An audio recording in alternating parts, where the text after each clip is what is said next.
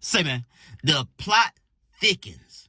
Now we are learning that Kendrick Lamar really didn't even go in on Drake the way that he wanted to during their back and forth last year. We starting to get some information inside the Kendrick Lamar camp and the TDE camp that Kendrick really wanted to go in. What we got in those records, those diss tracks to Drake, was really not all of what Kendrick Lamar had to say about Drake. So now we finding out that wasn't even Kendrick going all the way in. I mean, just going ham the way we thought he did. We finding out now from inside the TDE camp that Kendrick really had a whole lot more to say other than what we actually got. Now, in a recent interview, TDE Punch sat down with Curtis King, and he revealed that Kendrick had a hell of a lot more to say during that battle with Drake, but he was talked out of it. So what we really got was a watered down, kind of restrained Kendrick. Let's get to the content.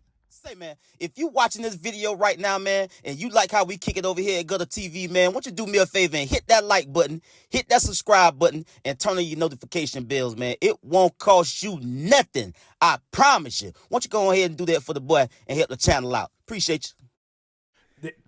There was rumors that there was an 18-minute version of that. Had you ever heard anything about that? I don't know the length, but it was definitely longer. There was Yeah, it was definitely longer than the version that the world got. Yeah. So there's a lot of stuff that that didn't make it on there. What perspective can you give us about? Look at he over here tripping out. What perspective can you share with us about the version we never heard? It was just some things in there that I didn't think would have been beneficial in the long run to put in there. So I gave him my input on that or whatever. So he took some of those things out. Now, Kendrick infamously said, I got 1, 2, 3, 4, 5 plus 5 in stock.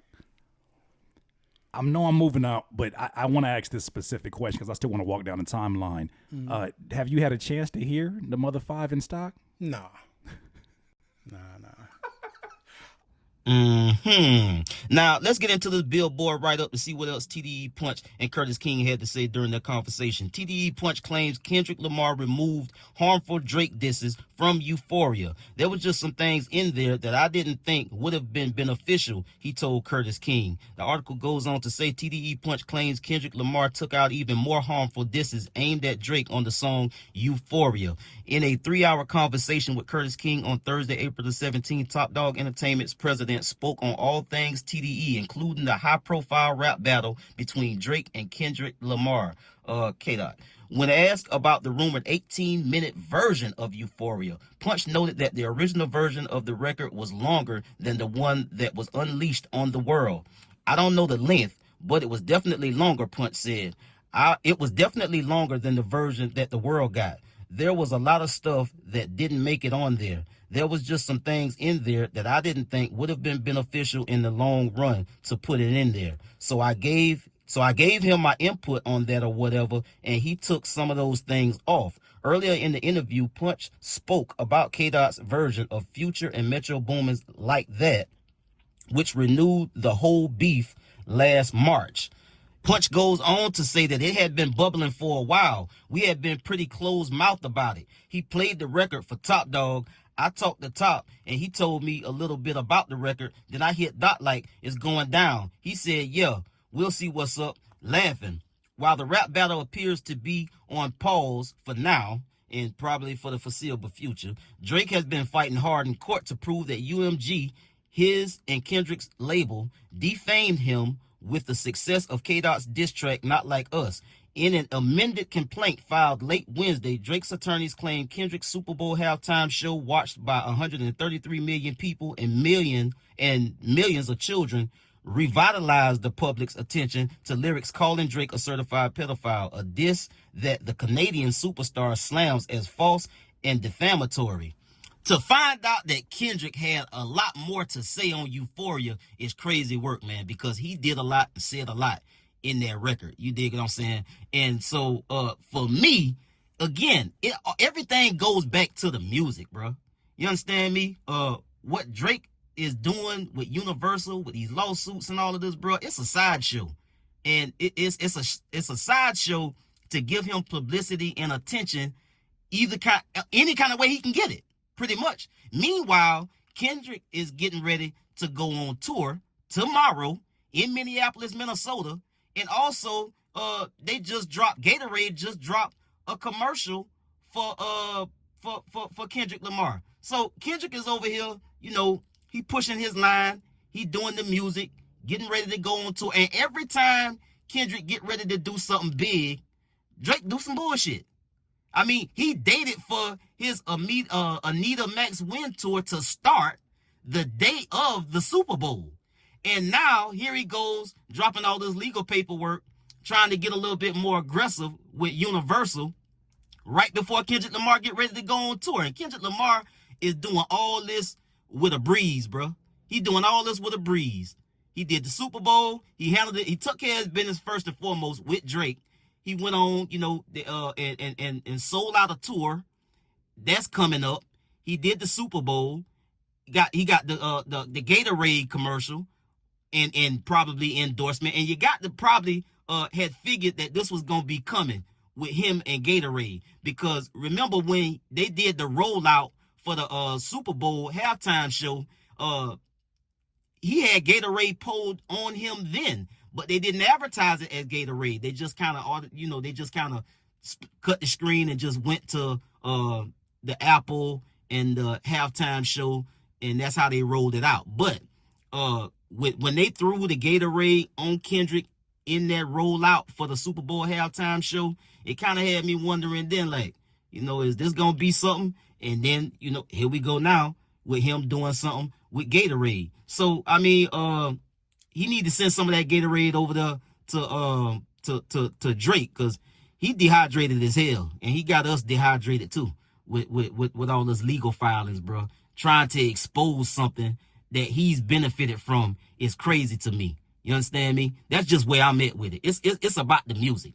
And again, let's not forget that Drake is always trying to move attention away from Kendrick and on himself, and using any kind of means and methods he can. He don't care if people don't like the fact that he going about this legal route with Universal after losing the battle with Kendrick Lamar. He don't care, as long as we talking about him, as long as he making headlines.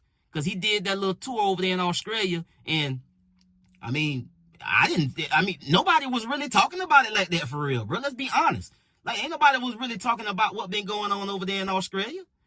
We was focused on the Super Bowl, and after the Super Bowl, we just been living our lives, bro.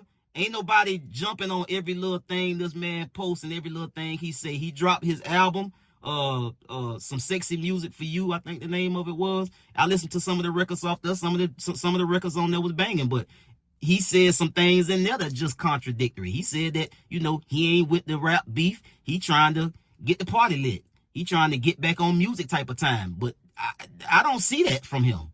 He doing these little sneak disses, and he filing his legal paperwork. He's still aggressively trying to go after Universal, and I don't know what he's trying to really get out of this, bro, because this whole thing started with a rap battle, and now we're here, and we're talking about Drake with the legal stuff a lot more than even his tour even. And he just coming off the tour, and the music is screaming. It is screaming well. He got records now back in rotation from the new album that him and Buddy just dropped. And so he should be trying to focus on the music. But he go to certain places and say little slick shit. And it just at the end of the day, bro, it just get back to the music, bro. And he got to at some point address Kendrick musically, not in legal filings, bro.